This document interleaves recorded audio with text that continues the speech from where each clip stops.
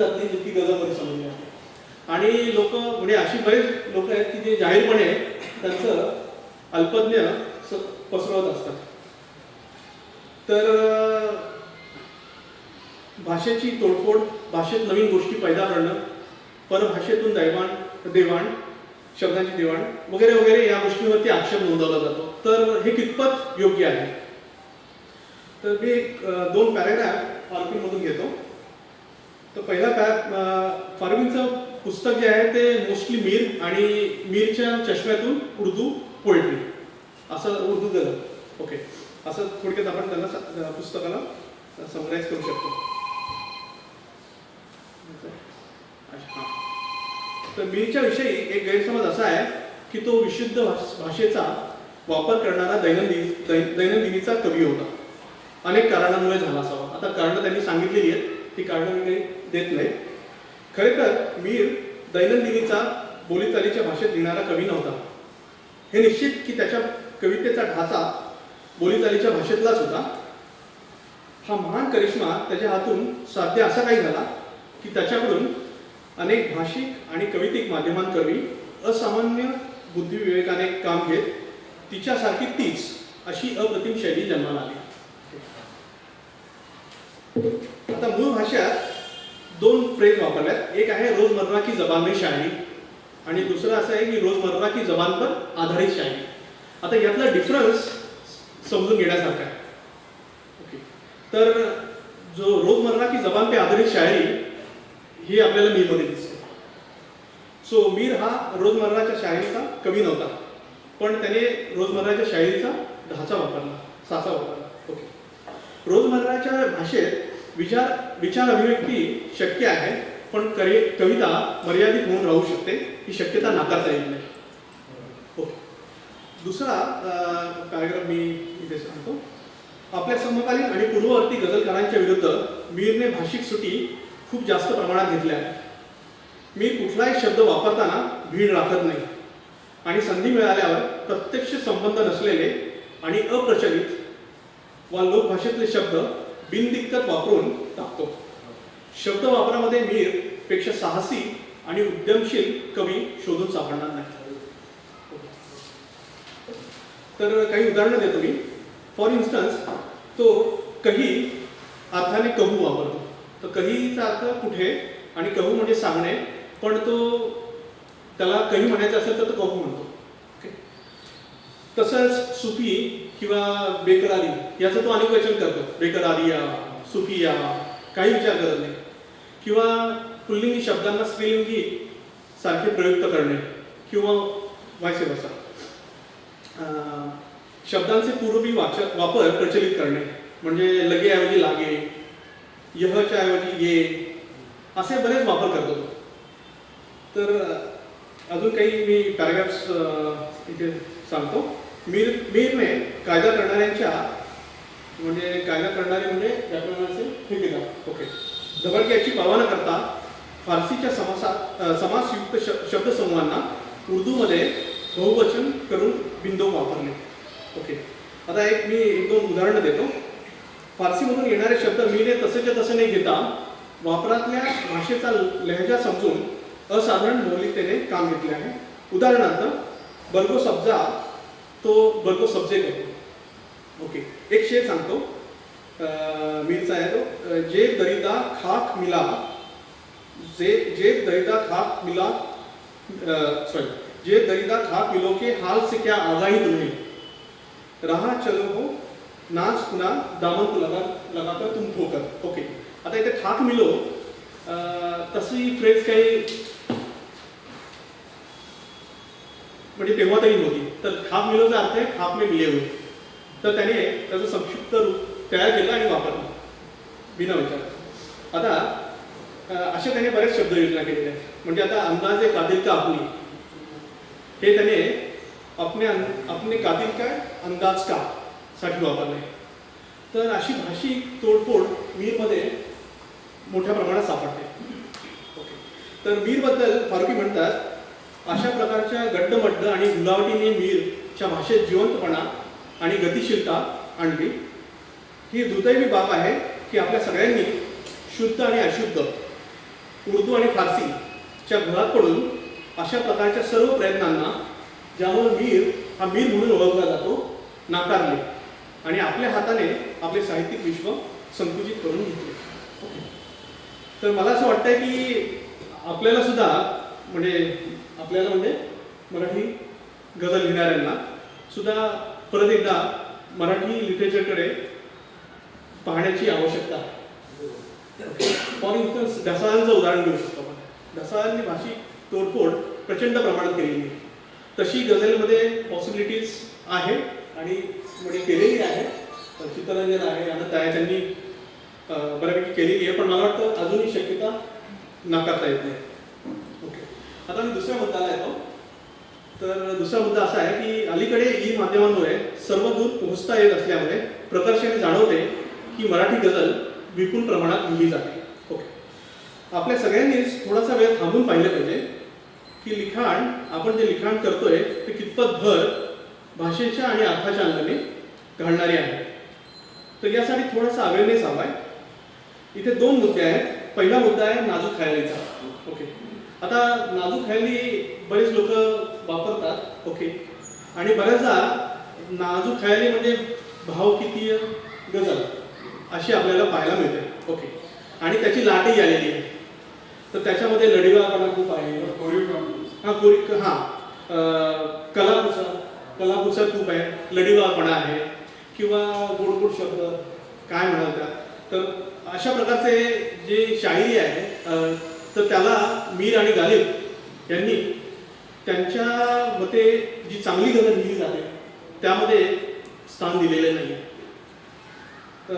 गालिब एका ठिकाणी म्हणतो की म्हणजे नाजूक खयालीचा एक शेर स्वतःचाच तो कोट करतो आणि म्हणतो की कोह कंदन हो का बरुआ बर्तन म्हणजे पहाड खोदना और घास निकालना. ओके, आता नाजूक खयालीचे प्रशंसक असणं योग्य आहे, पण समजून घेतलं पाहिजे की नाजूक खयाली म्हणजे काय. नाजूक खयाली म्हणजे अर्थसौंदर्य किंवा मानी अफिनी निश्चितच नाही आहे. ओके, आणि आपल्या आवडीप्रमाणे नाजूक खयाली लिहायला हरकत नाही, पण नाजूक खयालीमध्ये लिहिताना जे लिमिटेशन्स येतील त्याचा विचार सुद्धा व्हायला हवा. फॉर इन्स्टन्स मोमीनच्या पोएट्रीमध्ये नाजूक खयाली जास्त जाणवते, तर मीर गालिब यांच्यामध्ये याचं प्रमाण कमी प्रमाणात आहे. दुसरा मुद्दा आहे मुनासब लफ्जी. तर ही फ्रेज तशी नवीन आहे, पण त्याचा अर्थ ॲक्च्युली मी पहिल्यांदा लिहिलं होतं, पण आनंदने जास्त चांगलं सांगितलं. तर मुनासबचे लफ्जी हे आपल्याला मराठी गझलेमध्ये दिसते. प्रदीप कुलकर्णी हे उत्तम उदाहरण आहे की त्यांच्या गझलेमध्ये मुनासबते लफ्जी ही असते. जवळपास कुठली गझल घ्या मला लफ्जी. हां, ओके. तर त्याचा अर्थ असा आहे की शब्दांची योग्य निवड आणि त्यांचे यथास्थान रोपण. ओके, तर एक मी उदाहरण सांगतो जे मी नेटवरती डिस्कस केलं होतं फेसबुकवरती. मुसंबीचा शेर आहे. यादगारे जमाना है हम लोग, यादगारे जमाना है हम लोग, याद रखना फसाना है हम लोग. ओके, तर गालिब या शेराची प्रशंसा करतो. तो म्हणतो की याद रखना हा शब्द फसाना या शब्दासाठी यथार्थ आहे, म्हणजे तो मुनासिब वापरतो. आता मुनासिबचा मला ट्रान्सलेट करता आलं नाही, पण यथार्थ म्हणूया आपण, उचित योग्य काय असेल ते. तो म्हणतो की अल्फाज को आपस में मुनासिब होना चाहिए.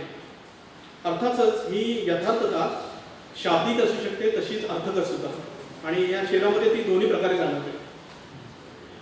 तर योग्य शब्दांची निवड, तसेच शब्द आणि फ्रेज यांचं वेल प्लेस्ड होणं, शब्दामध्ये शेरामध्ये फ्लो कायम राखणं हे चांगल्या शेरासाठी अत्यंत आवश्यक गुण आहे. ओके, मीर आणि गालिब गझलेत अर्थसौंदर्य आणि शब्दसौंदर्य यांचे गुणगान करतात. गालिबचे प्रसिद्ध कथन आहे, तो म्हणतो भाई शायरी मानी अफरीनी है, काफिया पैमानी नहीं. ओके, तर मानी अफरीनी म्हणजे अर्थसौंदर्य. फारुकींच्या मते मानी अफरीनीच्या लक्षणांमध्ये वक्तव्यामध्ये पेचदारी आणि अर्थाच्या अनेक शक्यता, म्हणजे अर्थ बोलतात जसं चित्तरंजन म्हटला, अर्थाच्या अनेक शक्यता हे गुण प्रामुख्याने आहेत. आता या अर्थाच्या अनेक शक्यता कशा होऊ शकतात तर तसं कोणी कोड काढणार नाहीच आहे, तर मी माझा शेअर कोड करतो. तर हां तर शेअर आहे, इच्छा ही अर्ध्यातच सुटली, इच्छा ही अर्ध्यातच सुटली, कुठे नाडले गाडे माझे. आता काय आहे की यात कुठे नाडले गाडे माझे, तर तुम्ही प्रश्नचिन्ह टाकला तर वेगळा अर्थ होईल आणि स्टेटमेंट केलं तर वेगळा अर्थ होईल.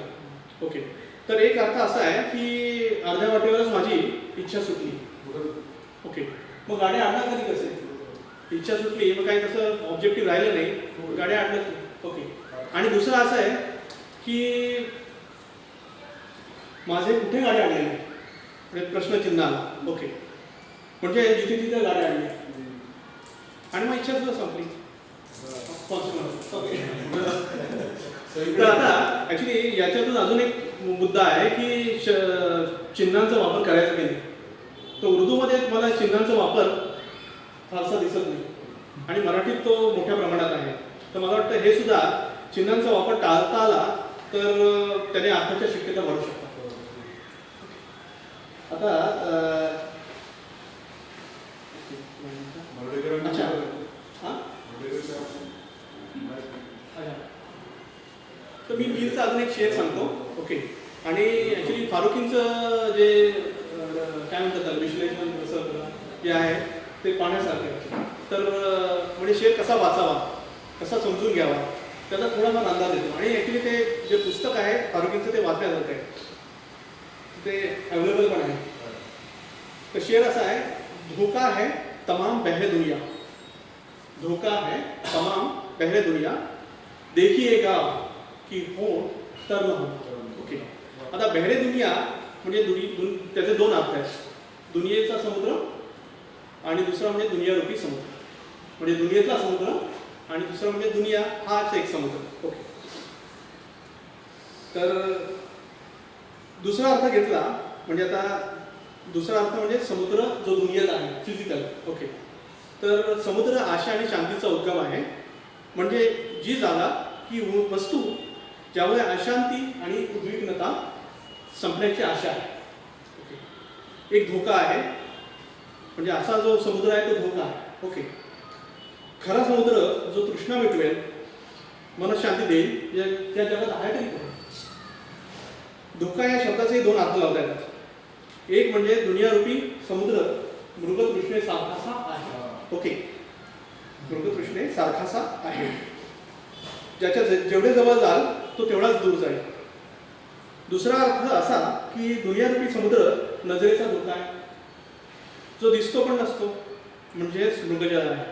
ओके, पुढे होठ होठ तर न होगा मध्ये सूचकता आहे. दुनियारूपी समुद्रात बुडून तर जाशील पण तहान शमणार नाही. ओके, इथे दामन तर होणार, तर ॲक्च्युली तुम्ही समुद्र डुबक्या लावल्या तर दामन तर भिजणारच ना, बरोबर. म्हणजे काय, तर म्हणजे गुन्हेगार तुम्ही होणारच. ओके, तर गुन्हेगार होणार हा संकेत लक्षात घेतलास असा अर्थ येईल की दुनियारूपी समुद्रात डुबक्या लावून गुन्हेगार तर होशील पण असंतुष्ट राहशील. ओके, म्हणजे मनशांती काही मिळणार नाही. तर या शेरामध्ये तुम्हाला अर्थाच्या अनेक शक्यता जाणवतात, दिसतात. तर फारुकींच्या मते म्हणजे चांगला शेर याला ते म्हणतात की हा शोरंगेतचा उत्तम नमुना आहे. आता शोरंगेत म्हणजे काय, चित्ररंजन सांगेल. अजून बरेच मुद्दे आहेत त्या पुस्तकात आणि सविस्तर मी नेटवरती लिहिलंच, कारण मी अजून समजून वाचला सांगितलं की उत्कटता सवना होता, उत्कटता येणे, उत्कटता येणे शोरंगेत होणं. आनंदी काहीतरी सांगितलं.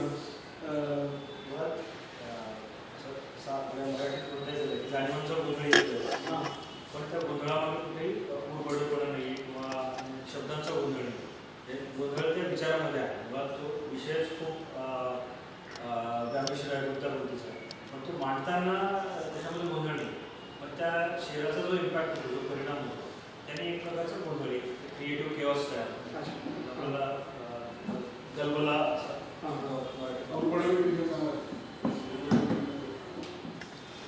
तर ॲक्च्युली आता म्हणजे त्यात अजून काही मुद्दे आहेत, जसं रिया ते लफ्जी जी मुनाफत ते लफ्जीच्या नंतरची पाहिली, आणि त्याच्यामुळे अर्थाला विस्तीर्ण लाभते. आणि बाकी मग मी आता थांबतो. फक्त एक दोन वाक्य सांगायचे आहेत की म्हणजे आत्तापर्यंतच्या गझलकारांनी मराठी गझल जिथपर्यंत आणून सोडली आहे तिथून ती आपल्याला पुढे न्यायची असेल तर त्यांच्यापासून लाभान्वित होणे अनुकरणात्मक नसून सृजनात्मक असण्याची आवश्यकता आहे. मला आशा आहे की समकालीन ग्रुप त्यात मोठी भूमिका निभावेल. मी थांबतो. थँक्यू. धन्यवाद समीर. अनेक मुद्द्यांना समीरने स्पर्श केलेला आहे. मला वाटतं त्यातला शेराच्या साधेपणाचा किंवा बोलचालीच्या भाषेत शेर लिहिण्याचा जो मुद्दा होता तो अतिशय महत्त्वाचा होता. तर उशिराने आलेलं सर्वांचं स्वागत. चित्तरंजनचा पेपर मकाल माझ्याला म्हणतो तो तुम्ही दुर्दैवाने मिस केला. चित्तरंजनने अतिशय सुंदर विवेचन केलं. त्यामध्ये अनेक चांगले मुद्दे. हो, या संपूर्ण चर्चेची चित्रफित फेसबुक, इतर समूह आणि संकेतस्थळांवर आपण अपलोड करू. तिथे अवश्य पहा अशी विनंती सर्वांना. भरकटण्याची जुनी सवय असल्यामुळे मी मुद्दे लिहून आणलेले आहे.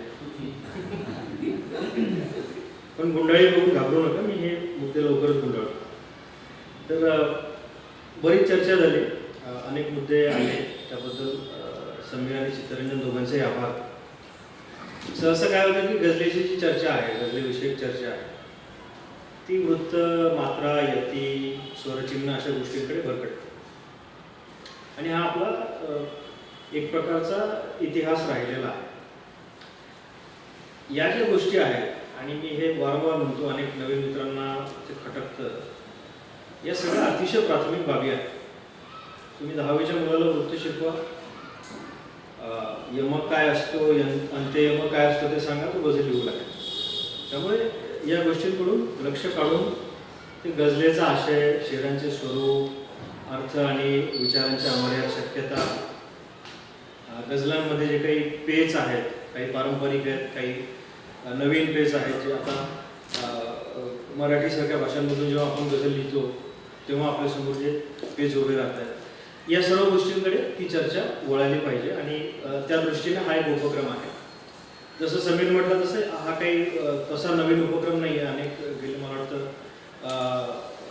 10 वर्ष आपण वेगवेगळ्या माध्यमातून ही चर्चा, हे मुद्दे मांडतच आहोत. पण त्याला थोडासा भडीवारी ठाशीव आकार द्यावा म्हणून हा आजचा कार्यक्रम आपण आयोजित केलेला आहे. ही सुरुवात आहे. आपण आजचे जे पेपर्स वाचले गेले ते सर्व ई पुस्तिकेच्या स्वरूपात लवकरच उपलब्ध करून देऊ. शक्य झाल्यास एखादा प्रातिनिधिक गझल संग्रह एका प्रदीर्घ प्रस्तावनेसह गटतटांचा विचार न करता जे काही लोक चांगली गझल लिहित आहेत किंवा चित्तरंजनने म्हटलं की जे नवी गझल लिहित आहेत अशा लोकांचा एखादा प्रातिनिधिक गझल संग्रह करता येईल का, असे कार्यक्रम वर्षातनं 2-3 वेळा घडवून आणता येतील का, साधक बाधक चर्चा करता येईल का, हे असे काही विचार आहेत डोक्यामध्ये. आपल्या सर्वांच्या सहकार्याने आपण ते पुढे चालू आहे. आता मला वाटतं चित्तरंजनने या मुद्द्याला स्पर्श केला होता, जसं की गझलेला इतर भाषांमधून तशी खूपच मोठी परंपरा आहे. म्हणजे फारसीची तर खूपच मोठी आहे, जवळपास 700-800 वर्षांची परंपरा आहे. उर्दूची आपण 500-100 वर्ष समजू शकतो की वलीपासून किंवा वलीच्या आधी कुतुबशहा आणि दख्खनमध्ये लोक लिहितच होते. एखाद्या विधेमध्ये जेव्हा शतकानुशतके लोक लिहित जातात तेव्हा काय होतं की ती जी विधा आहे, साहित्याची विधा, एका अत्यंत प्रगत किंवा उन्नत अशा अवस्थेत पोहोचते. ही एक प्रक्रिया आहे जी शतकांच्या कालखंडामध्ये घडते. आता या तुलनेमध्ये आपण जेव्हा मराठी गझलेचा विचार करतो तेव्हा मराठी गझल ही अतिशय नवी आहे. त्यामुळे गझलेचं जेव्हा विश्लेषण होतं, गझलेबद्दल जेव्हा मते मांडली जातात तेव्हा गझलेच्या ह्या नवेपणाचं आपल्याला भान ठेवलंच पाहिजे. नवेपणाचे जे काही गुणदोष असतील ते गझलेमध्ये अत्यंत प्रकर्षाने दिसून येतात. गुणही दिसतात आणि दोषही दिसतात. दोष असं म्हणता येणार नाही, आपण उणिवा म्हणू त्याला.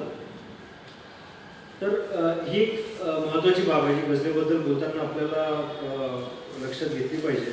जसजसा काळ पुढे जाईल, जसजसे लोक लिहित जातील तसतशा या गुणांचा उत्कर्ष होईल आणि या उणिवांचा अपकर्ष होईल.